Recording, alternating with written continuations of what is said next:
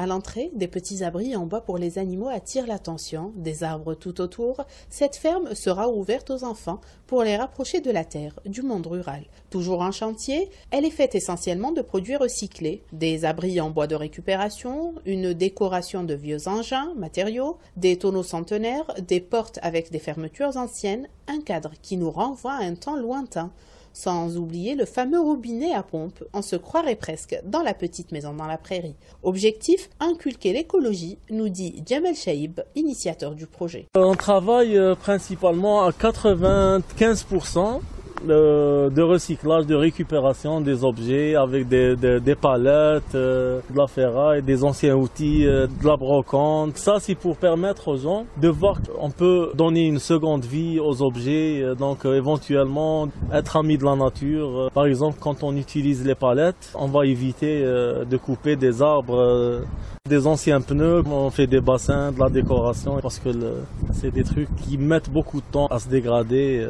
Pour une ferme pédagogique, il faut bien des animaux. On a une vingtaine de chèvres, on a 10 moutons, on a des poules, des dindes, des oies, des canards, des lapins. Une ferme pédagogique, il faut que les animaux, il y a des indispensables. Les vaches, les chevaux, l'âne. On a ça, qui sont pas là, on n'a pas encore terminé leur abri. Même l'aliment de bétail est fabriqué sur place, l'orge est produit en hors-sol, en plus de la luzerne, le tout donne une ferme intégrée.